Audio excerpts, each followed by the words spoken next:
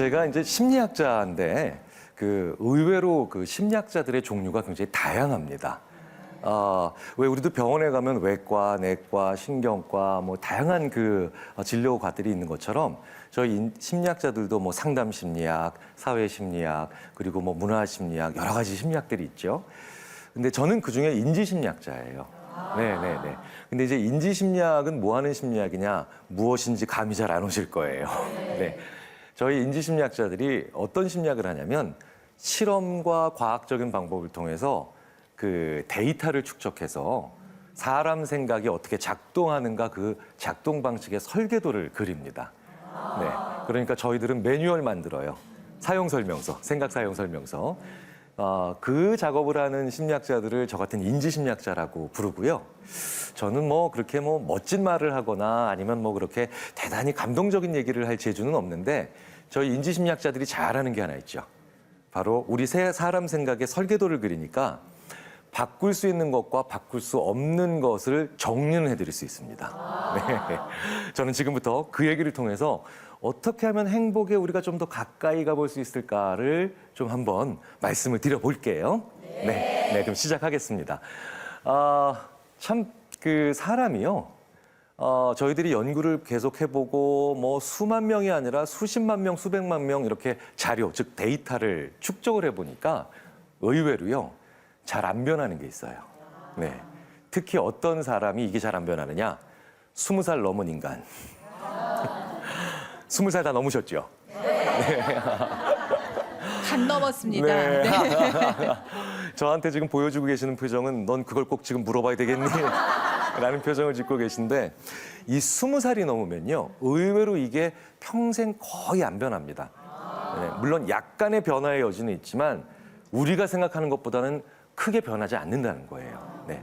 크게 두 가지가 잘 안 변합니다. 첫 번째, 뭐가 안 변하느냐? IQ가 잘 안 변합니다. 최근 3년 동안 IQ 검사 받아보신 분 계신가요? 안 계시죠? 같은 기간인 최근 3년 동안 건강검진은 다 받아보셨을 거예요. 네, 받아보셨죠? 네. 건강은 변하죠. 네. 그러니까 우리는 그걸 주기적으로 검사를 합니다. 그런데 20살 넘은 성인의 IQ를 특별한 사유가 있지 않는 이상은 측정하고 검사하는 나라가 거의 없죠. 네, 왜 잘 안 변해요. 네. 그런데 이 IQ뿐만 아니라 기억력, IQ의 일부도 상당히 기억력이기도 하지만 이 기억력이나 연산력이나 생각의 빠르기, 즉 스피드 같은 기초적인 사고 능력은 20살이 넘으면 잘 안 변합니다. 네. 그러면 이렇게 생각하시는 분들이나 말씀하시는 분들이 꼭 나오시죠. 기억력은 아니다. 내가 얼마 전부터 깜빡깜빡해. 네. 저도 얼마 전에 몇 주 전에 냉장고 문을 열었는데 왜 열었는지를 모르겠더라고요. 네. 자, 이렇게 건망증이 있고 깜빡거린다는 느낌. 기억력은 잘 안 떨어진다는데 이런 거는 왜 떨어진다는 느낌? 그리고 왜 기억에는 문제가 있다는 느낌은 가지게 되느냐? 이런 걸 대부분 인지심리학자들은 간섭현상이라고 설명을 합니다. 네. 이제 간섭현상이 뭐냐면요. 경험이 많아져서 머리에 비슷한 정보 혹은 지식이 많아질수록 하나를 꺼내는 건 점점 더 어려워지는 거예요. 네. 왜? 옆에 있는 다른 비슷한 녀석들이 그 정보나 그 기억의 문 바깥으로 나가는 걸 막습니다. 네. 자, 생각해 보세요. 담임을 처음 해본 선생님은요. 제자들 이름을 귀신같이 기억하십니다. 네. 네. 자기 머릿속에 영희가 한 명밖에 없거든요. 근데 담임을 한 30년쯤 하신 선생님께서는 자기 머릿속에 영희가 30명 있는 거죠. 네.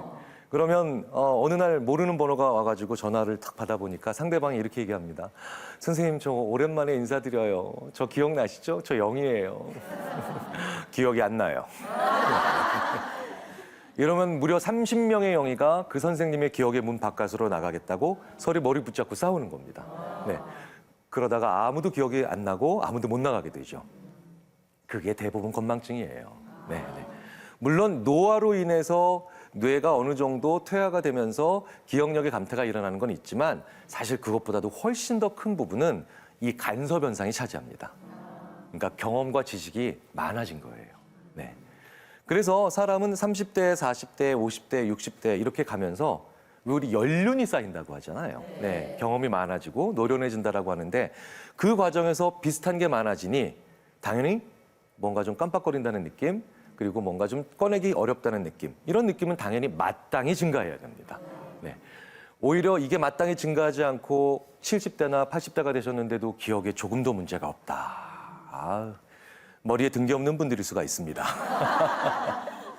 자, 그러니 이 IQ, 기억력, 연산력, 생각의 스피드 같은 기초사고 능력은 20살이 넘으면은 크게 변하지 않는다는 거죠. 네. 자, 그런데 제가 안 변하는 게 또 하나 있다고 말씀드렸죠. 이건요, 20살이 아니라 굉장히 많은 사람들은요, 그것보다도 더 어린 연령인 15살 정도만 돼도 잘 안 변하더라고요. 네. 그게 바로 성격입니다. 성격 잘 안 변해요. 네. 이렇게 또 말씀을 드리면 이런 분들이 또 나오세요. 무슨 소리야. 내가 중학교나 고등학교 다닐 때 나 되게 내성적이었어. 나 처음 만난 사람이랑은 얘기도 잘 못했어. 나 낯가렸어. 그리고 내가 말수도 적었어. 그런데 어떤 분들은 내가 직장 생활을 한 20년 하다 보니까, 또 어떤 분들은 내가 아이를 한 15년 키우다 보니까, 또 어떤 분들은 내가 내 점포, 가게를 한 10년 운영하다 보니까 나 이제 말 잘해. 처음 만난 사람이랑도 어렵지 않게 대화를 할 수 있어. 하루에 말하는 양 자체가 늘었어. 네. 나 그러니까 예전에 내성적인 성격에서 외향적인 성격으로 바뀐 거 아니야? 글쎄요. 이런 경우를 면밀히 검토를 해보면요. 사실은 아니에요. 네. 대부분 성격이 바뀌신 게 아니라 사회적인 기술이 향상되신 겁니다. 네. 그러니까 어떤 말을 어떤 상황에서 써야 될지, 말아야 될지, 그리고 어떤 타이밍에 해야 될지, 그리고 또 더 나아가서 어떨 때는 잠시 내가 입을 닫고 귀를 열어서 이번엔 또 들어줘야 될지, 이런 밀고 당기는, 우리가 그걸 매너라고 부르기도 하고 예의 범절이라고 부르기도 하고 화법이라고 부르기도 하죠. 이게 발달되신 거예요. 네, 성격이 크게 변하신 게 아니라. 네, 그래서 저희 인지심리학자들의 상당수는 아줌마가 되면 성격이 바뀐다는 말에 거의 동의를 하지 않습니다. 네. 아줌마가 되시면 성격이 바뀌시는 게 아니라 절대신공의 소통 능력을 가지게 되시는 겁니다. 그리고 저는 이 절대신공의 소통 능력을 매일매일 서울에서 지하철 2호선에서 확인을 하죠. 지금 제 앞에 60대 중반으로 보이는 중년 부인 두 분께서 나란히 앉으셔가지고 마치 40년 지기 친구처럼 정겹게 대화를 나누고 계세요. 그런데 제가 보기에 정말 놀라운 건 이 두 분은 10분 전에 만났다는 거예요. 근데 이게 돼요. 네. 한 분이 이러시더라고요. 몇 주 전에도. 어머, 그 가방 참 예쁘네요. 자, 이 얘기가 뭐겠습니까? 당신이 이 가방을 구입하기 위해서 어떤 많은 고민을 했고, 이 가방을 어느 곳에서 얼마를 주고 샀으며, 이 가방을 사고 난 뒤에 어떤 만족감을 느꼈느냐에 대한 상세한 설명을 나에게 해줄 수 있는 용의가 있냐는 거예요. 이 한마디가. 그런데 그 말을 딱 들은 분이, 아, 네. 이 이야기는 뭡니까? 당신이 요구하는 것보다도 훨씬 더 많은 양을 기꺼이 설명해 줄 용의가 있다는 겁니다. 네. 이렇게 귀신같이 치고 들어가고 또 귀신같이 대답을 하시죠.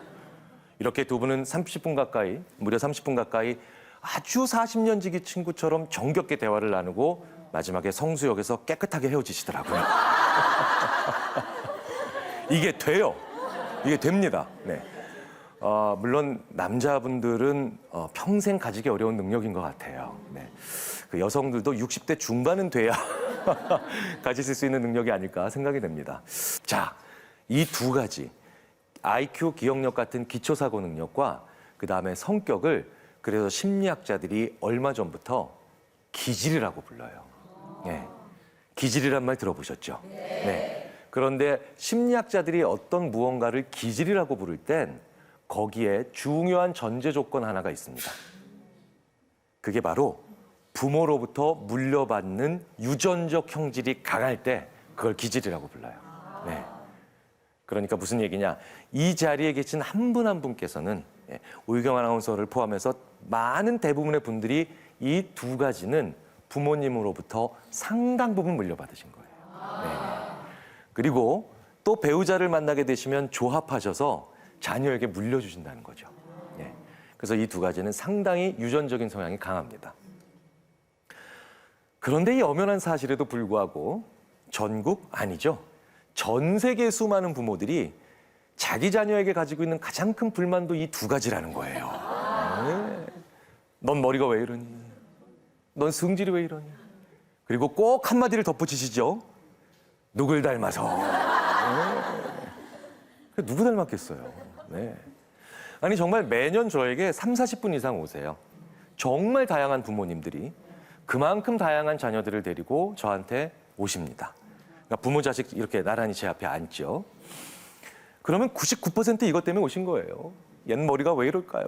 얜 승질이 왜 이럴까요?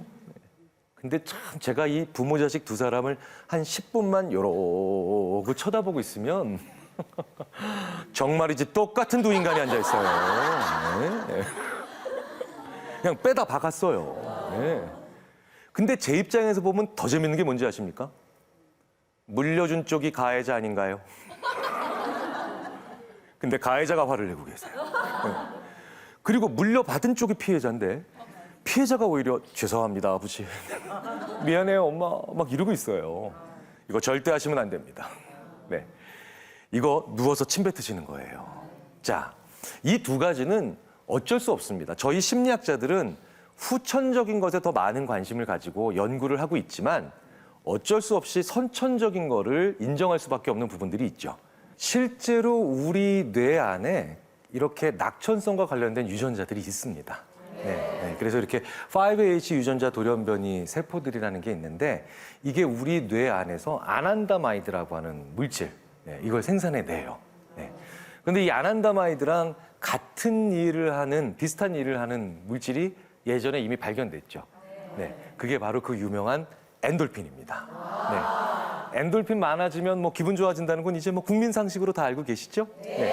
재밌는 건 이 아난다마이드는 엔돌핀보다 훨씬 강력하다는 거예요. 그래서 이 아난다마이드가 뇌에서 많이 생산되고 활동하는 분들은요, 정말 행복에 유리합니다. 어느 정도 뚜렷한 특징을 보이냐면요, 이분들은 살아가면서 일터에서든 가정에서든 대인관계에 있어서든 스트레스라는 걸 거의 겪지 않습니다. 정말 부러운 분들이죠. 그렇죠? 그리고 이분들은 슬픈 일을 당해도 쉽게 털고 일어나요. 그리고 이분들의 또 다른 특징이 있죠. 이분들은 도박 중독, 약물 중독, 그리고 게임 중독자가 거의 안 나옵니다. 자, 왜냐? 자, 중독이란 게 뭔가요? 죽어라! 그것만 하는 거죠. 근데 이분들은 아무리 열심히 도박에 심취해 있다가도 혹은 뭐 열중하고 있다가도 옆에 떡볶이가 한 접시 오면 와, 떡볶이다 하고 막 먹어요. 좋아라 먹고 있습니다. 그리고 뭐 다른 친구들이 또 좀 이따 와가지고 뭐 야, 수영장 가자. 그러면 수영장 너무 좋아. 좋아하는 게 너무 많아요. 그러니 중독 자체가 성립이 안 되는 거예요. 자, 이러니 이 아난다마이드 같은 이런 물질들, 행복, 낙천성, 굉장히 결정적으로 작동하는 물질이라고 생각을 할 수가 있는 거죠. 그런데 이 아난다마이드의 생산과 활동의 양이 지수를 퍼센트로 지수화하면 이게 사람들마다 차이가 난다는 거예요. 자, 이게 14%, 21%, 45%. 자, 14%는 그러니까 불리한 거죠. 그렇죠? 21% 중간 정도 되는 사람들이고요. 45% 아까 말씀드렸다시피 그 스트레스 거의 안 받고 그다음에 슬픈 일 당해도 쉽게 털고 일어나며 중독자도 안 나오는 아주 축복받은 사람들이죠.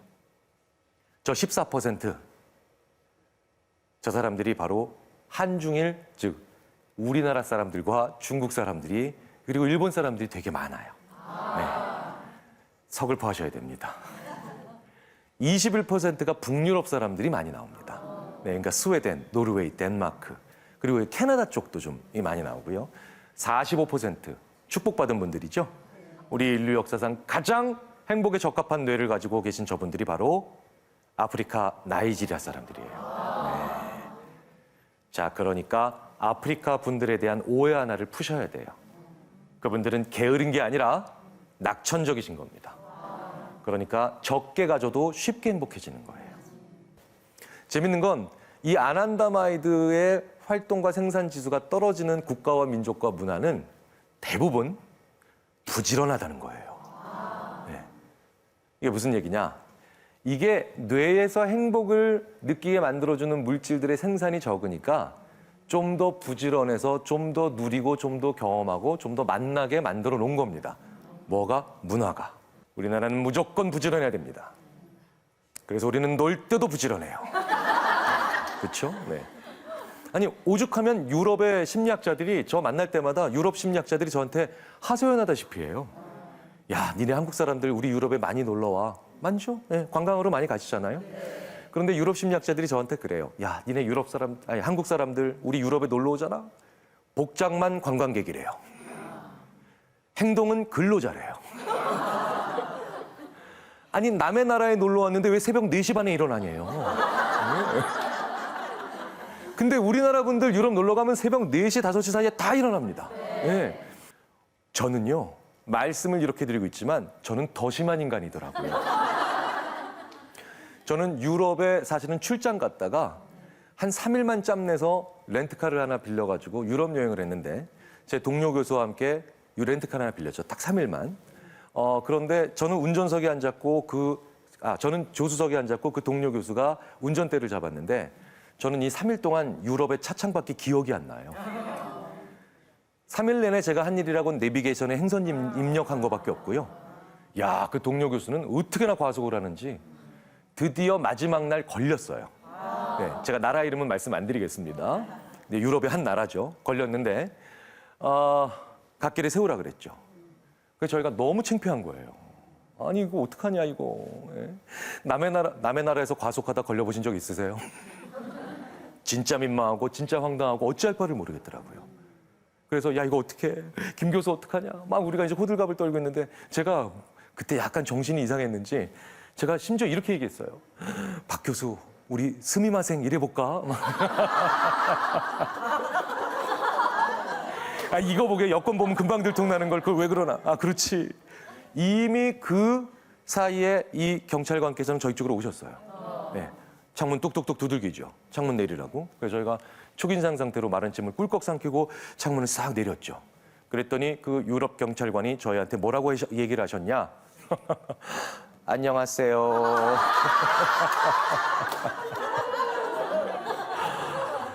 사람 안 변합니다. 네네. 남의 나라 가도 잘 안 변하더라고요. 네네. 자, 그래서 이렇게 얘기하는 심리학자도 계신 거예요. 그 김정은 박사라고 제가 굉장히 존경하는 심리학자 중에 한 분이십니다. 제 선배이시기도 하고요. 참 책도 많이 읽으시는데, 근데 이분이 말씀을 참 재밌게 하시는 분이잖아요. 네. 저한테 한 8년 전쯤에 저한테 이렇게 얘기하셨어요. 심리학이 지금까지 인간에 대해서 알아낸 그 수많은 사실들 중에 한 줄만 기록으로 남길 수 있다면 뭐 남길래? 그래서 제가 아무런 생각이 안 나서 멀뚱멀뚱 쳐다보면서 선배님 뭘 남길까요? 그때 자기는 저거 남긴대요. 사람 안 변한다. 그게 바로 성격을 얘기하는 겁니다. 네. 제가 저 얘기를 우리나라의 수많은 그리고 외국의 수많은 심리학자들한테 얘기했어요. 저렇게 얘기하는 분이 계시다. 그랬더니 대부분 동의합니다. 맞네. 예. 그 사람 말 맞아. 니네 나라에 있는 그 김정은 박사라는 분 진짜 똑똑한 분이다. 자, 제가 이 얘기를 왜 이렇게 열심히 드리는지 아시나요? 그래서 낙천적으로 사시는 건 포기하세요. 이건 성격이에요. 다만 우리는 낙관적으로 사는 겁니다. 낙천적이다라고 하는 건요, 스트레스를 아예 안 받는 거죠. 그러려면 나라 자체를 잘못 골라서 태어나신 거예요. 대륙 자체를 잘못 고르신 겁니다. 이거 조상님 탓하셔야 돼요. 다만 우리는 스트레스를 많이 받지만 낙관적으로, 즉 긍정적 관점. 이게 지금은 힘들지만 나한테 공부가 될 거야. 약이 될 거야. 결국은 잘 되겠지라고 하는 긍정적 관점인 낙관적인 자세로 살아가는 것뿐입니다. 네. 그러면 당연히 또 이렇게 생각하실 거예요. 그러니 낙천적인 게 더 좋은 거 아니야? 그건 노력 안 해도 되잖아. 그냥 자동이잖아. 낙관적인 건 그런 좋은 관점을 만들어야 되잖아. 저희도 그렇게 생각하고 있었어요. 그런데 한 10년 전, 20년 전부터 저희들도 깜짝 놀라는 이제 연구들의 결과들이 나오죠. 낙천적인 사람보다 낙관적인 사람이 더 오래 살아요. 네. 그리고 낙천적인 사람보다 게다가 낙관적인 사람이 더 건강하게 오래 삽니다. 예. 그리고 낙천적인 사람보다 낙관적인 사람이 더 행복해요. 즉, 우리가 아난다마이드 같은 그런 물질로 인해서 행복이 다 결정되는 게 아니더라는 거죠. 그러니까 사람의 생각을 긍정적으로 변화시키는 게 중요합니다. 그렇죠? 그런데 이렇게 낙관적으로 되세요라는 얘기는 정말 많이 들어보셨어요. 근데 우리는 방법을 한 번도 안 들어봤어요. 그렇죠? 관점을 바꾸세요, 생각을 바꾸세요. 무수히 많이 얘기합니다. 저희 심리학자들도 부부관계가 좀 안 좋으셔서 부부 상담 받으러 오시면 두 분 문제가 뭔지 아십니까? 해결책을 알려드리겠습니다. 두 분 더 서로 사랑하려고 노력하세요. 노력하는 방법을 몰라요. 뭐 노사 막 갈등했을 때 노사 양쪽 다 이해하려고 노력하세요. 방법을 몰라요. 네. 마찬가지예요. 병원에 가도 그렇기 때문에 의사 선생님들한테 이런 얘기 들으실 때마다 우리가 어딘가 한 군데가 약간 좀 허탈해지는 겁니다. 병원 가시면 의사 선생님들한테 결국 세 가지 말씀을 듣죠. 의사 선생님들 다 이렇게 얘기하십니다. 첫째, 술, 담배 끊으세요. 네. 둘째, 규칙적으로 일어나 운동하세요. 여기까진 좋아요. 근데 세 번째, 여기에서 좀 우리가 허탈해집니다. 네. 스트레스 받지 마세요. 네.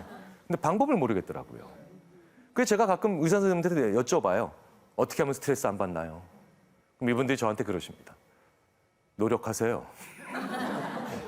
그럼 제가 다시 또 약간 깐죽대요.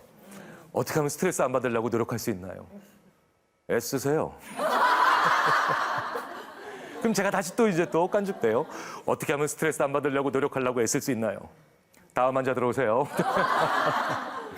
우리는 긍정적으로 변화하고 싶은 걸 바라는데 방법을 모르죠. 저는 오늘부터 그 방법을 말씀드리려고 합니다. 지금부터. 그러기 위해서는 우리 인간의 욕심이라는 걸 좀 이해하실 필요가 있어요. 욕심. 우리는 욕심이라고 하면 나쁜 단어로 생각해요. 그렇죠? 욕심, 꾸러기, 욕심쟁이. 별로 안 좋은 뜻으로 말씀을 할 때 쓰잖아요. 사실은 그런데 인간은 욕구, 욕심, 욕망이 있을 때 비로소 생각을 시작합니다. 네. 자, 우리가 좋은 표현은 아니더라도 우리가 이런 표현 많이 쓰죠. 특히 젊은 친구들이 멍 때린다. 이게 무슨 뜻이냐? 심리학적으로는 아무런 욕구나 욕심이 없다는 거예요. 즉, 인간은 욕심이 있을 때, 욕구가 있을 때 그 욕심과 욕구로부터 생각을 시작해서 세상을 달리 보게 만드는 겁니다. 그래서 욕구가 욕심이 어떤 식으로 우리 생각을 변화시키는가를 이해하면 낙관적인 게 무엇인지가 보입니다. 자, 실제로 가난한 집 아이들과 부잣집 아이들, 어느 쪽이 더 돈에 대한 욕구가 강하겠습니까? 당연히 가난한 집 아이들이죠. 실제로 양쪽 아이들한테 동전의 크기를 한번 그려보라 그래요. 크기대로. 그러니까 우리나라로 치자면 500원짜리를 안 보여준 상태에서 500원짜리가 어느 정도 될 것 같니? 또 100원짜리는 어느 정도 될 것 같니? 그려보라고 해요. 그러면요, 가난한 집 아이들이 부잣집 아이들보다 동전을 더 크게 그립니다. 네, 네. 이 얘기는 뭐냐? 욕구가 벌써 생각을 지배한다는 거예요. 네. 이게 뭐 좋은 실험은 아닌데 이건 제가 옛날에 했던 실험인데요. 네. 담배를 피는 사람들한테 담배를 피기 전에 막 재미없고 그다음에 막 지루한 일을 시킵니다. 그럼 흡연자들은 담배 되게 피고 싶어 하겠죠. 이 상태에서 여러 가지 길이의 담배를 보여주고 담배를 피고 싶은 욕구가 강한 이 사람들에게 여러 가지 길이의 담배를 보여주고 당신이 피는 담배는 어느 길이냐라고 물어보면 전부 다 이 A, B, C 셋 중에 하나를 고릅니다. 그러니까 더 길게 느껴요. 근데 담배를 한 3대, 4대 피고 만들고 난 다음에 그럼 이제 더 이상 담배 피고 싶은 욕구가 안 생기겠죠. 그런 다음에 사람들한테 당신이 늘상 피는 담배는 어느 정도 길이인가요? 라고 하면 전부 다 저렇게 M이나 N을 찍습니다. 실제 담배는 G와 H 사이의 길이에요.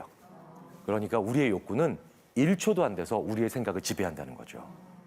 그러니 우리의 욕심, 욕구, 욕망 이 모든 것들을 우리가 이해하지 않고 어떻게 생각을 바꿔서 낙관적으로 관점을 바꾸는 걸 어떻게 이해하겠습니까? 중요하죠. 그렇죠? 그래서 이 인간의 욕구, 욕심, 욕망을 이해하는 건 굉장히 중요한데 그런데 이걸 이미 저희 심리학자들 이전에 예전에 철학자들께서는 이미 그게 중요하다는 걸 알고 계셨어요. 스피노자라고 하는 철학자. 우리나라에서 스피노자라고 하는 철학자가 어떤 얘기를 하셨나라고 우리나라 국민들께 여쭤보면 전부 다 이렇게 대답하십니다. 내일 지구가 멸망해도 내일은 사과나무 한 그루 심으리. 전 국민이 산림청이에요. 막. 네. 근데 스피노자가 인간의 욕망에 대해서 결정적 이야기를 한 적이 있습니다. 인간은 무의식적 욕구와 부적합한 인식으로 인해 부적합한 표상체계의 지배를 받으면서 정념과 영혼의 동요, 더 나아가 창량 현상까지 겪는 구체적인 욕망의 주체다. 무슨 말인지 아시겠어요? 네, 모르겠어요. 이 철학하는 분들이 다 좋은데 같은 얘기를 어렵게 해요. 어렵게 해요. 네. 그래서 이걸 제가 조금 더 쉽게 철학하는 분들과 그다음에 또 심리학하는 분들끼리 또 몇 분 선배님들과 모여가지고 이걸 좀 그나마 쉽게, 여전히 좀 어렵지만 그나마 쉽게 바꿔봤습니다. 인간은 자기 욕구의 강도를 인식할 수는 있다. 하지만 그 욕구의 출발점인 이유를 인식할 수 있는 능력은 굉장히 떨어진다. 무슨 소리예요, 교수님? 여전히 어렵습니다. 분량이 좀 줄긴 했지만 여전히 어렵죠. 다시 한번 풀이를 해드릴게요. 무슨 얘기냐? 인간은 내가 지금 욕구가 있다는 건 알아요. 그러니까 10점 만점에 9점에 해당하는 굉장히 강한 욕구가 있다는 건 느끼고 있어요. 근데 그게 뭔지를 몰라요. 근데 왜 이렇게 됐는 줄 아세요? 그래야 만족과 행복의 빈도가 혹은 가능성이 높아집니다. 자, 무슨 얘기냐? 이게 인간만 보이는 특징이에요. 우리 인간은요, 되게 엉뚱하게도 여기서 욕구가 생겼는데 엉뚱한 데서 그걸 풉니다. 생각해 보세요. 제가 만약에 대학교 2학년 때 영희라고 하는 여자친구랑 헤어졌는데, 그럼 저는 맨날 지금 며칠 동안 영희가 그리워가지고 영희야 보고 싶다, 영희야 왜 나를 버렸니 막 이러고 있어요. 예. 그러면 저는 영희 때문에 욕구가 생긴 거죠. 영희를 보고 싶다는 욕구, 그렇죠? 영희가 다시 와서 나를 만나줬으면 하는 욕구. 그런데 어느 날 갑자기 이렇게 제가 그래서 쓰린 속을 소주로 달래고 있는데 옆에 다른 친구가 와서 경희라, 내가 여자 한 명 소개시켜 주겠다. 그럼 전 또 일단 자존심은 있어서, 야, 세상에 여자는 많지만 영희는 한 명밖에 없다. 이렇게 한번 멋진 척을 해봤지만 속으론 예쁠까? 한번 생각을 해보겠죠. 네. 오늘 제가 큰일 날 지금 얘기를 하고 있습니다. 네. 그런데 굉장히 예쁘대요. 근데 실제로 그래서 몇 번 제가 이제 그 거절을 했지만 결국 그 친구가 또 제 마음을 알아줘서 그래도 이 녀석아 소개받아 이래가지고 딱 갔더니 이 친구 이름은 영희가 아니라 이제 순인데, 네. 순인데 예뻐요. 그런데 재밌는 건 저를 뻥찬 영희는 단발머리에 굉장히 좀 이렇게 적극적인 성격의 여학생이었는데, 이 순이는 굉장히 머리도 길고 생머리에 그다음에 좀 훨씬 더 좀 이렇게 좀 조용한 스타일입니다. 하지만 예뻐요. 제 마음에 든다는 거예요, 제 마음에. 그럼 저는 이제 더 이상 영희가 생각이 안 나요. 저는 분명히 영희 때문에 욕구가 생겼는데 순위로 인해서 욕구가 다른 곳에서 엉뚱하게 채워지는 거예요. 저를 왜 이렇게 이상한 사람 쳐다보듯이 보시나요? 근데 재밌는 게 이게 인간의 특징이라는 겁니다. 네. 무슨 얘기냐? 인간보다 지능이 떨어지거나 열등하다고 생각되는 동물들은 이렇게 되지 않아요. 무조건 그게 와야 돼요. 그래서 강아지들은 사료를 조금만 바꿔도 안 먹는 겁니다. 네. 왜? 내가 A라고 하는 사료로부터 욕구가 출발했기 때문에 약간 비슷한 A, B 같은 게 와봐야 욕구 충족이 안 되는 거예요. 네. 그래서 개는 두 번째 주인을 못 섬기는 것도 같은 이유입니다. 근데 우리는 배신을 잘해서가 아니라 의외로 내가 욕구가 있다는 건 잘 알지만 그 욕구를 얼마든지 다른 무언가로 전이시킬 수가 있어요. 왜? 그래야 만족의 가능성, 행복의 가능성이 더 넓어지잖아요. 인간이 오래 사는 이유가 바로 여기 있는 겁니다. 그렇게 절묘하게 맞춰져 있는 거죠. 그래서 실제로 스티븐 핑커 같은 당대 최고의 학자들은 우리가 다른 동물들보다 더 많은 일을 할 수 있는 거는 다른 동물들보다 본능이 적어서가 아니라 더 많아서이다. 즉, 다양하다는 겁니다. 내가 무언가를 굉장히 바라고 있고 원하고 있는 것 같지만 실제로 우리는 전혀 다른 것을 통해서도 충분히 그것들을 채워나갈 수 있다는 거죠. 그걸 만드는 생각을 어떻게 우리가 구성할 것인가, 그게 중요하다는 겁니다. 저는 이제 그 얘기를 지금부터 드릴 겁니다. 자, 인간의 욕망은요, 그리고 욕구, 욕심은 저희가 접근 동기와 회피 동기라고 하는 걸로 주로 나눕니다. 자, 접근 동기, 간단해요. 내가 좋아하는 걸 먹고 싶은, 내가 좋아하는 누군가를 만나고 싶은, 내가 좋아하는 그곳에 가고 싶은, 자, 이런 모든 걸 묶어서 저희가 접근 동기라고 불러요. 자, 그러면 내가 싫어하는 무언가를 안 만나고 싶은, 내가 정말 무서워하는 걸 피하고 싶은, 내가 끔찍이도 혐오하는 걸 막아내고 싶은 이런 모든 욕구들을 회피 동기라고 합니다. 자, 그러면 접근 동기를 가지고 있는 사람과 회피 동기를 가지고 있는 사람은 결과가 달라져요. 자, 왜냐? 영희라는 친구와 길동이라고 하는 친구가 있습니다. 자, 영희는요, 이번 기말고사에서 평균 90점을 넘기면 자기가 너무 좋아하는 제주도에 부모님이 보내주신대요. 요건 접근 동기일까요? 회피 동기일까요? 접근 동기죠. 예. 그런데 길동이는요, 자기 아빠가 너무 무서운 분입니다. 전국체전에서 자기 아빠가 유도로 금메달 따셨어요. 네. 그런데 이번 기말고사에서 평균 90점을 못 넘기면 아빠가 유도하재요, 자기랑. 그러면 안 놔두겠다는 거죠. 자, 그러면 이 길동이는 무슨 동기를 가지고 있는 걸까요? 회피 동기를 가지고 있는 거죠. 그런데 영희와 길동이 두 사람 모두 지금 평균 90점을 넘기려고 합니다. 그렇죠? 자, 그런데 영희가 평균 90점을 드디어 넘겼어요. 그러면 얘는 좋아하는 제주도 가죠. 그러니까 기쁠 겁니다. 길동이가 평균 90점 넘겼어요. 기쁘고 행복할까요? 얘는 사는 거예요. 휴, 살았다 이러겠죠. 그러니까 안도감. 네. 자, 그러니까 똑같이 평균 90점을 넘겼는데 접근 동기를 가지고 있는 영희는 결과가 좋으니까 기쁘고 행복합니다. 그리고 회피 동기로 이걸 한 그 길동이는 똑같이 평균 90점을 넘었는데도 안도감, 살았다, 편안함 이런 걸 느끼죠. 결과가 안 좋을 때도 똑같습니다. 이 두 사람은 굉장히 달라져요. 영희가 평균 90점을 못 넘겼습니다. 얘는 제주도 못 가죠. 그러니까 슬플 거예요. 길동이가 평균 90점을 못 넘깁니다. 얘가 슬플까요? 얘는 죽어요. 그러니까 불안하겠죠. 아빠랑 유도할 생각을 하니까 무섭고 공포스러울 겁니다. 이것 보세요. 사람이요, 좋아하는 걸 가지고 싶은 마음으로 무언가를 했을 땐 행복 혹은 슬픔이지만 내가 무서워하거나 싫어하는 걸 막아내고 싶은 그런 마음으로 무언가를 할 때는 일의 결과가 좋아지면 안도감, 편안함, 일의 결과가 안 좋아지면 오히려 불안하고 공포를 느낍니다. 자, 그러니 행복을 오늘 우리가 논하고 있잖아요. 자, 무슨 동기를 제가 주로 더 말씀을 드릴 건지 이제 슬슬 감이 오실 겁니다. 자, 그런데 중요한 건요, 이 접근 동기와 회피 동기가 각각 사람한테 더 설득력 있게 다가올 때가 따로 있어요. 무슨 얘기냐? 길게 해야 되고 오래 해야 되고 그 일의 결과나 결실을 먼 미래에나 볼 수 있는 일들을 해야 됩니다. 왜? 장기적인 관점으로 해야 되는 일들 있죠. 이건 접근 동기를 가지고 해야 돼요. 즉 좋아하는 걸 가지기 위해서 그걸 해야 됩니다. 그런데 나쁜 걸 막아내기 위해서, 그 다음에 싫어하는 걸 막아내기 위해서 피하기 위한 마음으로 해야 되는 건 지금 당장 해야 되는 일이에요.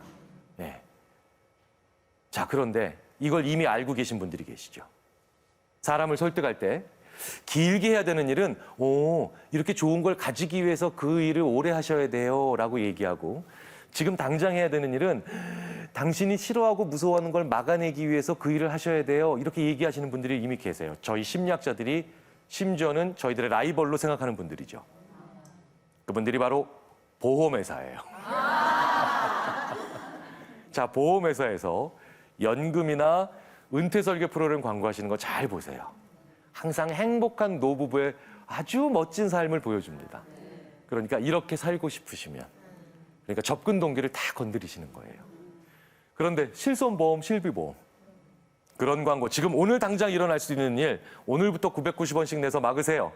이런 광고 중에 접근 동기 건드리는 거 하나도 못 보셨죠? 무조건 모든 광고는 이런 걸 안 당하시려면 그 회피 동기를 건드릴 줄 아는 겁니다. 재밌는 건 시간이 길고 짧은 게 나이에 따라 다르다는 거예요. 그렇죠? 10대에는 세월이 몇 킬로로 갑니까? 10킬로로 가죠. 50대에는 세월이 몇 킬로로 가나요? 50킬로로 가요. 자, 그러니 10킬로인 10대는 시간이 안 가요. 그러니까 같은 시간이라도 길겠죠. 길게 느낀다는 건 뭡니까? 접근 동기를 자극받아야 움직이고 싶은 마음이 난다는 거예요. 그런데 50km로 가는 분들은 같은 시간이라도 짧아요. 그러니까 어떻게 됩니까? 같은 시간에도 짧게 느껴지니까 빨리 가서 회피 동기를 자꾸 건드리는 말을 하게 돼 있어요. 그게 바로 부모 자식 관계입니다. 왜? 생각해 보세요. 고등학교 1학년짜리 아이가 나 공부 열심히 해서 대학 갈게요, 엄마. 얼마나 대견합니까? 하지만 이게 갈등의 시작입니다. 자, 보세요. 고등학교 1학년짜리 아이가 3년 공부해서 대학 가려고 결심합니다. 고등학교 1학년 16살이잖아요. 16살짜리한테 3년이라고 하는 시간은 어떤 길이의 시간일까요? 일단 길까요? 짧을까요? 아, 길죠. 이건 뭐 그냥 긴 게 아니에요. 네. 이 길이를 설명드리기 위해선 불교적 개념이 와줘야 돼요. 네. 영겁이란 말 아시죠? 영겁. 영겁입니다. 네. 그런데 얘를 늦둥이로 나와서 금이야 오기야 키워주고 계신 부모님은 50대 초반이에요. 그러니까 뭡니까? 세월이 50km로 가니까 훨씬 짧죠. 그래서 아이는 그거 하면 뭐 좋은가를 듣고 싶어 하는데 전국의 모든 부모님들은 아이의 회피 동기를 건드려서 공부를 시키시죠. 너 저렇게 살지 않으려면, 넌 나고자가 되지 않으려면, 요즘은 전문 용어도 쓰십니다. 너 잉여 인간이 되지 않으려면. 그리고 왜 이럴 때 굳이 살신성인을 하시나요? 넌 나처럼 살지 않으려면. 네. 자, 그런데 생각해 보세요. 아이들 입장에선 긴 시간 동안 어떻게 뭐뭐 되지 않기 위해 삽니까? 뭐뭐 되기 위해 살아야지. 그렇죠? 이걸 보여주는 역사적 증거는 도처에 있습니다. 왜 2차 세계대전 때 독일의 나치가 유태인들을 전부 다 수용소에 집어넣었잖아요. 그러면 거기서 가스실에서 뭐 학살하고 그다음에 총살하고 이랬는데 이렇게 굳이 타살당하지 않았음에도 불구하고 버텨내신 분들과 못 버티고 그냥 기력이 다해서 스스로 생을 마감한 분들이 계시죠. 전쟁이 끝나고요. 이 긴 시간을 버텨낸 분들과 버텨내지 못한 분들에게 그 중간에 사이에서 어떤 차이점이 있는가를 저희 심리학자들이 굉장히 면밀하게 연구를 했었어요. 건강하고 더 젊은 사람들이 더 오래 살아남았느냐? 아닙니다. 살아야 되는 이유가 있는 사람들만 살아남았어요. 그리고 그저 죽지 않으려고 했던 분들 다 돌아가셨다는 거죠. 그러니까 긴 시간은 내가 좋아하는 걸 가지기 위해서 버틴다는 겁니다. 그런데 이게 우리와 아이들 사이에서 일어나는 일일 수도 있겠지만 우리가 이제 100세 시대, 100세를 더 넘겨서 사는 시대잖아요. 그러니까 우리 앞에서도 굉장히 많은 시간이 남아있기 때문에 우리도 좋아하는 것과 싫어하는 것 사이를 구분을 해서 나는 무엇을 좋아하는 사람인가를 알아야 된다는 겁니다. 일반적으로 심리학자들이요, 나를 떠올릴 때와 우리를 떠올릴 때 조금 중요하게 생각하는 가치가 달라진다라고 얘기를 합니다. 결론부터 먼저 말씀드릴게요. 나는 접근 동기의 자아예요. 즉 좋아하는 걸 가지고 싶은 자아입니다. 그런데 우리는 회피 동기의 자아라고 불러요. 그러니까 나쁜 걸 막아내고 싶은 자아입니다. 자, 이거 30분만 실험을 해보면 모든 나라에서 나타나는 결과입니다. 제가 제 수업을 듣고 있는 학생들한테, 이쪽에 있는 학생들한테는요, 너한테 지난 1년 동안 일어났던 일을 30분 동안 써봐. 그러면 이 친구들이 주인공이 자기죠, 나죠. 근데 이쪽에 있는 학생들한테는 너희 가족 혹은 회사에 가서는 귀하의 부서, 팀, 혹은 뭐 주부들한테는 귀하의 동호회, 이렇게 주인공을 우리로 만들어 놓고 귀하의 가족, 귀하의 부서, 귀하의 동호회, 이렇게 우리에게 일어난 일을 30분 동안 쓰라고 합니다. 자, 이렇게 나한테 일어난 일 30분, 우리한테 일어난 일 30분 이렇게 쓰고 난 다음에 이 똑같은 30분 후에 제가 양쪽 모두에게 이렇게 얘기해요. 어떤 삶을 살고 싶으시냐고. 그러니까 삶의 가치를 물어보는 거죠. 그러면 학생들은요, 나를 주인공으로 30분 동안 글을 썼던 친구들은 대부분 행복한 삶, 내가 좋아하는 걸 가질 수 있는 삶, 성공하는 삶, 감동 있는 삶을 살고 싶다 그래요. 그런데 우리를 주인공으로 30분 동안 글을 썼던 친구들은 놀라운 차이를 보입니다. 절대 다수가 안전하고 평화로운 삶을 살고 싶다 그래요. 자, 이건 좋은 게 있는 건 아니죠. 나쁜 게 막아진 상태를 얘기합니다. 네. 그런데 이 우리라고 하는 말을 30분이 아니라 1시간 넘게 계속 쓰게 하잖아요. 그러면 대학교 1학년밖에 안 된 녀석들이 절반 넘게 이렇게 대답합니다. 무병장수하고 싶습니다. 회피 동기가 점점 세지는 거예요. 자, 이렇게 나는 좋아하는 걸 가지고 싶은 접근 동기의 자아고 우리는 나쁜 걸 막아내기 위한 회피 동기의 자아입니다. 근데 둘 다 중요하죠, 우리 인생에서. 그렇죠? 왜냐? 좋아하는 건 가지고 일어나야 되고 싫어하는 건 막아내고 그리고 피해야 되니까요. 근데 둘 다 중요한데 이게 균형이 무너진다는 거. 즉 어느 하나만 너무 강조된다는 거는 착각을 만들어낼 확률이 크다는 거예요.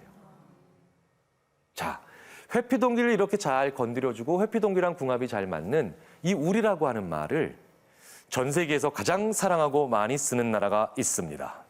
어느 나라인지 이미 다 알고 계십니다. 어느 나라인가요? 우리나라예요. 우리나라. 야.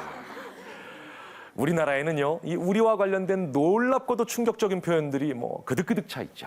우리나라 말을 연구하는 외국의 언어학자들이나 심리학자들이 우리말에서 제일 놀라는 부분 중에 하나가 바로 여기입니다. 우리나라 사람들은 무조건 우리예요. 나라는 표현을 아예 안 쓴다고 보셔도 무방합니다. 자, 생각해 보세요. 혼자 사는 사람도 자기 집에 놀러 오라 그럴 때 뭐라 그러나요? 네, 우리 집에 놀러 오라 그래요. 네. 무남동료 외동딸도 자기 아빠를 뭐라고 불러야 됩니까? 네, 우리 아빠라 그래야 돼요. 그건 내 아빠라 그러잖아요. 굉장히 버릇없어 보입니다. 만약에 이제 저녁에 이제 친구분들이랑 가볍게 차 한잔 하시거나 맥주 한잔 하시면서 뉴스 보시면서 이렇게 얘기해 보세요. 야, 요즘 내 나라가 왜 이렇게 시끄럽니? 그럼 친구분들이 대부분 이러실 거예요. 네가 이 나라 샀니? 우리나라는 극단적 우리 사회입니다. 자, 그러니 무슨 얘기겠어요? 우리나라가 회피동기 사회예요. 우리나라는요, 굉장히 회피동기가 강한 사회입니다. 즉 무슨 얘기냐? 대부분의 생각과 행동을 뭐뭐 되지 않기 위해 해요. 그것만큼은 안 되기 위해서 일하고 그것만큼은 안 일어나게 막아내기 위해서 우리 생각과 행동합니다. 자, 생각해 보세요. 고등학교 아이들한테 너 왜 그렇게 공부 열심히 하니? 하면 전부 다 이래요. 부모님을 실망시켜드리지 않기 위해서. 주부들께 여쭤봅니다. 왜 그렇게 열심히 그 집을 청소하시고 음식을 하시나요? 내 가족을 배고프지 하지 않기 위해서. 또 직장인들한테 여쭤보죠. 왜 그렇게 열심히 하시나요? 내 아이들을 힘들게 하지 않기 위해서. 우리는 곳곳에서 심지어는 21세기 미래 사회에 대비하면서도 도태되지 않기 위한 창조적 인재를 육성한다는 나라입니다. 우리가 너무 뭐뭐 되지 않기 위한 회피동기가 강해요. 자, 그러면 한번 우리가 고민을 해보자는 거죠. 이렇게 뭐뭐 되지 않기 위해서 오랫동안 생각하고 고민을 해온 우리나라 사람들은, 즉 회피동기가 이렇게 강한 우리나라 사람들은 지금 내 앞에 있는 이 사람이 내 가족이든 내 친구든 혹은 직장에서의 동료든 심지어 나 자신이든 이렇게 회피동기가 강한 문화에 사는 우리나라 사람들은 그 사람이 뭘 좋아하는가를 많이 알고 있을까요? 뭘 싫어하는가를 많이 알고 있을까요? 네, 싫어하는 거예요. 네. 우리나라 사람들은 그 사람이 뭘 싫어하는가를 귀신같이 알고 있습니다. 그런데 그 사람이 뭘 좋아하는가를 몰라요. 네. 실제로 그래서 우리나라 사람들은 그 사람이 뭘 좋아하는가를 모르기 때문에 그 사람 뭐 좋아해? 이렇게 물어보잖아요. 그러면 그 사람이 싫어하는 게 없는 상태예요 라고 대답을 합니다. 아니, 실제로도 우리는 너무나도 이렇게 많은 대답을 해요. 너 경일이랑 친하지? 나 경일이랑 되게 친해. 경일이 어떤 음식 좋아해? 이러면 너무나도 아무렇지도 않다는 듯이 이렇게 대답을 합니다. 경일이 맵지 않은 거 좋아해. 이게 말이 된다고 생각하세요? 말이 안 되는 거예요. 부장님 뭐 좋아하세요? 이러면 그 밑에서 일하고 계신 과장님이 네, 저희 부장님 제가 오랫동안 모시고 이래서 잘 알지요. 저희 부장님 제일 좋아하시는 건 시끄럽게 하지 않는 거 좋아하십니다. 이것도 말이 안 되는 거예요. 우리는 곳곳에서 그 사람이 뭐 좋아하는지를 모른 채 그 사람을 기쁘게 만들기 위해서, 행복하게 만들기 위해서 그 사람이 싫어하거나 무서워하는 걸 치우고 있습니다. 더 중요한 건 그게 나에 대해서도 똑같다는 거예요. 알아야 돼요. 내가 뭘 좋아하는지, 그리고 그 사람이 뭘 좋아하는지, 그리고 더 중요한 건 그 사람이 싫어하는 걸 내가 치우고 있으면서 그 사람을 안심시키고 편안하게 만들 수는 있겠지만 그 사람을 기쁘고 행복하게 만들고 있다는 착각하고 있지 않은지. 그리고 내 인생에서도 내가 싫어하고 내 인생에 일어나면 안 되는 일을 내가 막아내고 있으면서 오로지 그것만으로 내가 행복해질 수 있을 거라고 착각하는 건 아닌지 곳곳에서 고민을 해봐야 됩니다. 왜냐? 우리가 이걸 모르기 때문에 want와 like를 구분을 못하는 거예요. 원하는 거, 영어로 want죠? like, 좋아하다잖아요. 저희 심리학자들이 오랫동안 연구를 해보니까 원한다고 다 좋아하는 게 아니에요. 그런데 우리는 굉장히 우리가 지금 원하는 걸 손에 넣거나 가지게 되면 내가 좋아하는 걸 얻었기 때문에 내가 행복해질 수 있을 거라고 생각하잖아요. 절대 아니라는 겁니다. 자, 제가요, 제 아이의 원하는 모습만 보고, 즉 원트만 보고 라이크, 즉 좋아한다는 것도 있는 줄 알았다가 저는 오히려 배신감 느끼고 허탈해지며 괜히 부녀 관계만 안 좋아졌던 이 일화를 하나 말씀드려 보도록 하겠습니다. 제가 그 재작년 5월 달에 놀이동산에 갔어요. 놀이동산에 갔는데 저희 집 늦둥이 막내딸이 하나 있는데 채원이라고. 채원아, 실명 얘기해서 미안하다. 자기 또래 아이들이 전부 다 그날따라 판매하는 스페셜 풍선을 하나씩 다 가지고 있는 거예요. 네. 그래서 이 풍선을 자기만 안 가지고 있다는 걸 발견을 한 겁니다. 자기만 안 가지고 있어요. 그러니까 불편해진 거죠. 자, 불편하니까 접근 동기가 생길까요? 회피 동기가 생길까요? 회피 동기가 생기죠. 회피 동기가 생겼다는 건 뭐냐? 원하게 돼 있어요. 우리가 무언가를 원한다는 건 그걸 안 가지고 있는 상태가 불편하다는 거예요. 그렇죠? 강력한 원트를 저한테 표시하더군요. 애가 들어 누웠어요. 네. 그래서 풍선을 사다가 난리를 칩니다. 그래서 제가 얘는 꼭 제 앞에서 들어눕지를 않고 꼭 그 TV에서 저를 좀 보셔가지고 저를 알아보시는 분들 앞에서 들어누워요. 왜? 그래야 자기 아빠를 망신질 수가 있으니까. 네, 그래가지고 제 앞에서 바로 들어놓은 게 아니라 슬금슬금 저쪽으로 한 10m를 가더니 저쪽에서 딱 들어놓는데 야, 이분들이 또 아침마당 예전에 제가 좀 나왔었거든요. 아침마당 많이 보시는 분들이라 저를 바로 알아보시더라고요. 얘는 그걸 알아보더라고요. 그래서 이분들이 저를 보고 바로 수근대시더라고요. 자, 어쨌든 저는 이 풍선을 사줬겠죠. 그 풍선이 굉장히 비쌌습니다. 17,000원이었어요. 원래 저희들 아빠한테 풍선은 무조건 60원인데 거금 17,000원짜리 풍선을 사준 거예요. 이제 아이가 조용해졌죠.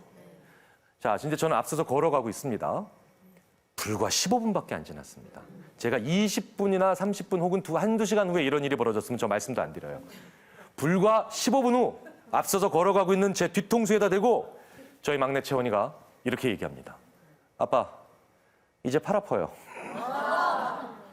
제가 너무 섬뜩해가지고 이게 무슨 일이 벌어지겠구나 라고 하는 생각으로 저는 본능적으로 고개를 돌려서 아니 채원아 왜 팔이 아프니라고 돌아봤는데 이게 벌써 뭐가 이렇게 올라가요.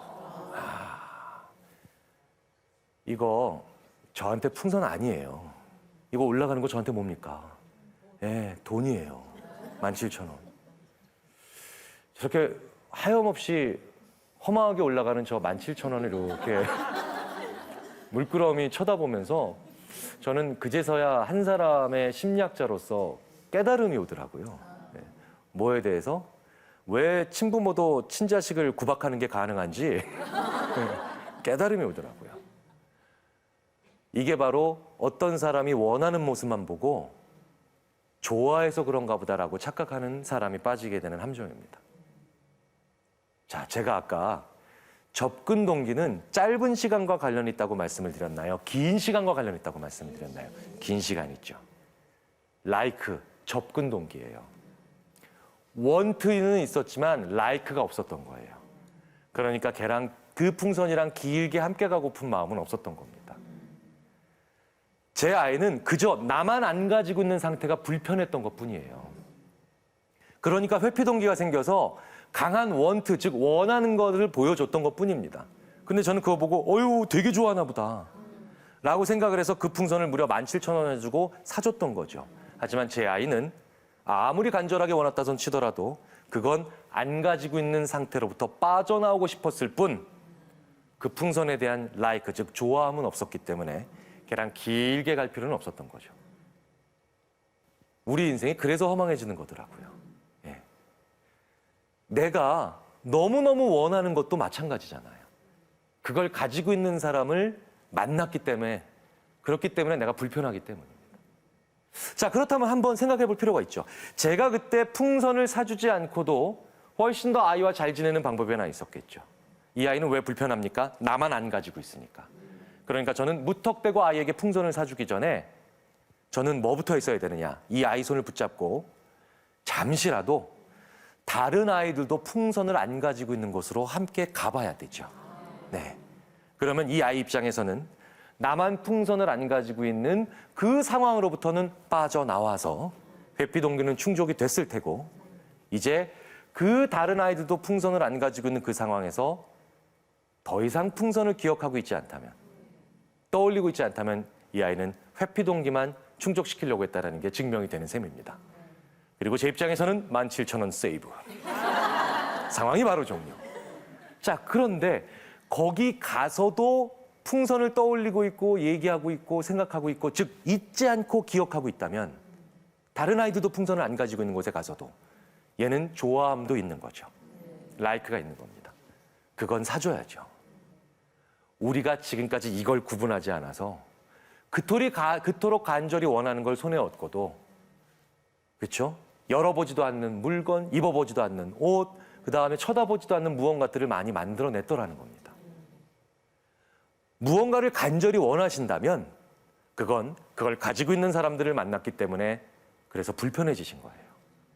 이제 그러면 그게 나의 시간, 나의 돈, 나의 수많은 그 외에 많은 노력들을 투자해서 그걸 정말 내 것으로 만들 가치가 있는 것인지 아닌지 검증하시려면 이제 누구를 만나러 가셔야 됩니까? 그걸 가지고 있는 사람들이 아니라 그걸 안 가지고 있으면서도 조금도 불편함이 없는 분들, 그리고 그걸 안 가지고 있으면서도 아무런 문제 없이 잘 사시는 분들을 만나러 가셔야 됩니다. 그래서 그곳에 가셨는데도 여전히 기억하고 있는지, 내가 떠올리고 있는지, 그래서 이렇게 좋아함도 있는지를 확인하시면 내 인생을 훨씬 더 효율적으로 쓸 수가 있다는 거죠. 네. 자, 그런데 이렇게 연구를 하다 보니까 정말 재미있는 원투와 라이크, 즉 원하는 것과 좋아하는 것의 또 다른 중요한 의미들이 나오기 때문에 저는 오늘 이 말씀을 드리면서 마무리를 하도록 하겠습니다. 원트, 원하다죠? 라이크, 좋아하다잖아요. 저희들이 정말 최근 연구인데요. 상대방으로 하여금 내 주위에 있는 수많은 내가 나한테 소중한 사람들로 하여금 나를 간절히 원하게 했으면 우리 바라죠. 그리고 또 어떨 때는 나를 참 좋아해 줬으면 하고 바라잖아요. 이렇게 나를 원하게 만들고 나를 좋아하게 만드는 이게 의외로 어렵지가 않더라는 겁니다. 굉장히 사소한 습관에 있더라는 거예요. 첫 번째, 나를 원하게 만드는 방법. 자, 진통제는 한 번쯤은 다 드셔보셨을 거예요. 네. 만약에 예를 들어서 내가 교통사고 당해서 허리가 너무 아프다, 그러면 진통제 드셔야 되잖아요. 근데 사실은 이 허리가 너무 아플 때 진통제를 드시면 이 약효는 허리로 가는 걸까요? 사실 뇌로 가는 걸까요? 네, 뇌로 가는 겁니다. 잘 알고 계시네요. 이렇게 물리적 상처가 없는데도 우리가 고통을 느낄 때가 있죠. 그게 바로 사랑하는 사람과 이별했을 때, 그렇죠? 그리고 사람과 갈등할 때. 자, 생각해 보세요. 가족과 사별합니다. 말할 수 없는 고통이죠, 사별은. 사랑하는 애인과 헤어져요. 내가 친한 친구가 있었는데 전학 가요. 이 모든 것들은 고통이잖아요. 이별의 고통. 또 이런 것도 있죠. 저 사람이 나한테 자꾸 몹쓸 말을 많이 합니다. 내가 무슨 얘기만 하면 자꾸 나한테 반대해요. 이건 갈등의 고통이죠. 자, 이때는 살점 떨어져 나가는 것도 없고 무언가 내가 뼈 부러진 것도 없는 전혀 물리적인 상처도 없지만 이건 고통이잖아요.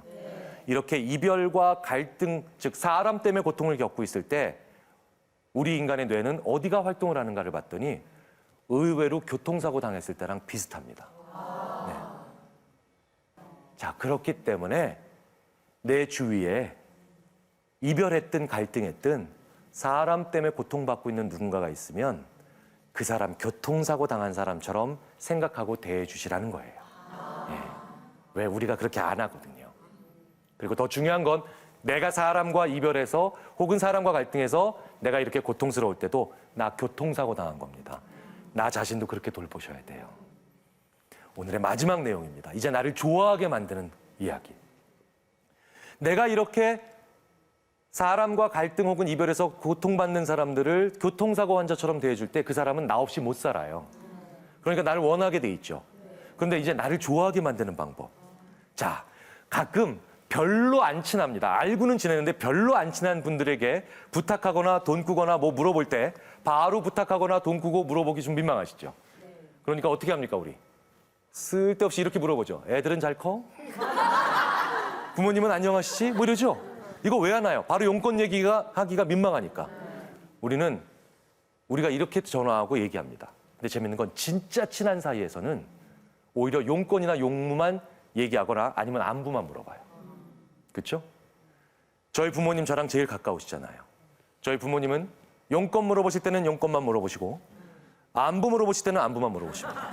저희 어머니 얼마 전에도 야, 너 이따가 집에 올 때 돼지고기 2근만 사와라. 뚝. 그냥 끊으세요. 또 안부 궁금하실 때는 안부만 물어보세요. 야, 너 요즘 밥은 잘 먹고 지내냐? 네, 엄마. 뚝. 재밌게도 안 친한 사이일수록 용건 이야기하기 전에 슬쩍 자꾸 안부를 물어보는 굳이 불필요한 말을 하고 진짜 친한 사이에서는 용건 물어볼 땐 용건만 그리고 안부를 묻고 싶을 때는 안부만 물어봅니다. 뒤집어서 생각해 보세요. 그래서요, 우리는 어떤 사람이 나에게 전화를 걸어서 용건이 없는데도 잘 지내냐고 물어봐 줄 때, 이렇게 안부를 물어봐 줄 때를 제일 좋아합니다. 용건이나 용무가 없는데도 나한테 말을 걸어주거나 용건이나 용무 없는데도 나한테 어떻게 지내? 궁금해서 전화했어. 잘 지내는구나. 언제 한번 보자라고 여기까지만 얘기해주고 전화를 끊어주면 그 사람이 묘하게 좋아져요. 네. 왜? 우리 뇌는 알고 있거든요. 나한테 용건 없이 안부를 물어보는 사람이 나에게 가장 가까운 사람이라는 그걸 알고 있기 때문에 우리는 그 행동을 하는 사람들을 좋아합니다. 아주 사소해 보이지만 이 원한다와 좋아한다. 그래서 우리 이 두 가지를 다 가질 때 행복해지잖아요. 일상생활의 사소한 습관에 이게 있더라는 거죠. 이런 사소한 습관들을 통해서 행복에 좀 더 가까이 가보시기를 한번 바라는 마음으로 말씀을 드렸습니다. 경청해 주셔서 감사합니다. 제 강의는 마치겠습니다. 감사합니다. 네. 저는 그 욱하는 그 승기를 갖고 있습니다. 네. 그걸 습관을 좀 고치려고 하는데 네. 어떤 식으로 고치면 되겠습니까? 네. 욱하는 성질. 사실은 근데 욱하는 성질은 사실은 그 욱이라고 하는 거 있잖아요. 이게 사실은 이제 분노의 표출이죠. 근데 분노의 표출은 다 합니다. 사람들은 누구나 하는데 분노의 표출 즉 욱해가지고 나중에 그 결과가 수습이 안 되셔가지고 아니면 나중에 또 좀 상처가 되는 말을 많이 주고받으셨기 때문에 안 좋은 기억을 가지고 계신 거잖아요. 결국은요, 누구나 다 분노는 표출하고 누구나 다 분노가 표출되면 자기가 통제가 안 돼서 상처가 되는 말, 후회할 말과 행동을 하게 돼 있습니다. 이거는 사람이라면 누구나 다 이렇게 설계가 돼 있어요. 그러니까 저희 심리학자들은 이렇게 말씀드리죠. 도망가셔야 돼요. 그 분노가 치밀어서 더 이상 내가 나를 통제할 수 없는 상황이 되기 직전에 무조건 벗어나셔야 됩니다. 그게 표출이 되기 시작하면 인간은 이제 더 이상 통제 불가능합니다. 거기서 통제가 되는 사람들은 정말 도인에 가까운 분들이 아니면 불가능하죠. 그래서 부부싸움을 하시든 아니면 어떤 다른 친구분들이랑 어떤 그 다툼이 있으실 때든 내가 이제 화가 치밀어 올라서 더 이상 이제 통제할 수 없는 상태가 됐다라고 하면 무조건 거기서 등을 보이고 도망가셔야 돼요. 네. 저는 실제로 그래서 부부싸움 하다가 격해진다 싶으면 무조건 도망을 갑니다. 그러면 얼마나 화나는 줄 아세요? 네. 화 좀 내고 싶은데 도망가면 더 화가 나던데. 근데 재밌는 건 서로 상처가 되는 말은 막을 수가 있다는 거예요. 네. 그래서 그때 화나시는 건 약이 오르신 거죠. 약이 오르죠. 약이 오르시는 거죠. 차라리 약이 오르는 게 낫다는 겁니다. 왜? 그때 내가 부지불식간에 기억도 나중에 나지 않지만 상대방 마음에는 피멍이 드는 한마디를 하게 될 가능성이 크거든요. 근데 재밌는 건 심리학자들이 3분의 법칙이라고 얘기를 하거든요. 3분만 도망가셨다가 다시 돌아오셔도 호흡이 진정되며 내가 훨씬 더 나를 얼마든지 통제할 수 있는 상황으로 되돌아올 수 있기 때문에 그때는 파국을 볼 수 있는 말들은 막으실 수가 있습니다. 욱하는 성질은 못 바꾸시지만 3분 동안 도망가는 그걸 통해서 생각을 바꾸실 수는 있습니다. 네. 네, 저희 남편은 모든 질문에 아무거나라고 대답하는데 네, 솔직히 답하려면 어떻게 했으면 좋겠어요? 우리는 어떨 때 내가 좋아하는 걸 쉽게 얘기할 수 있냐면요. 시간이 충분하다고 생각할 때 그렇게 얘기할 수가 있습니다. 무슨 얘기냐? 야, 시간은 별로 없는데 뭐 먹을까? 이러면 누구도 자기가 좋아하는 음식을 얘기를 못해요. 야, 시간은 별로 많지 않은데 우리 어딜 갈까? 그러면 사람들은 절대로 자기가 좋아하는 걸 얘기를 할 수가 없습니다. 야, 우리 시간이 좀 많은데 그러니까 여보, 우리 시간 많잖아. 그렇죠? 아니면 이거 봐, 이 친구, 우리 많은 시간이 있잖아. 좀 여유롭잖아. 이렇게 같은 시간이라도 30분밖에 안 남았는 데가 아니라 30분이라고 하는 충분한 시간이 있는데 우리 뭐 먹을까? 30분, 한 하루라고 하는 충분한 여유가 있는데 당신 어디 가고 싶어? 이렇게 물어봐 주시면 상대방은 왜? 긴 시간이 접근 동기와 관련 있잖아요. 그리고 접근 동기는 좋아하는 것을 만들어내잖아요. 결국 그 시스템 안에서 시간이 중요합니다. 상대방에게 많은 시간이 남아있으니까 여유가 있다라고 얘기를 해주시면 남편분이시든 자녀분이시든 친지분이시든 자기가 좋아하는 걸 훨씬 더 쉽게 얘기하실 수 있는 상황이 됩니다. 네.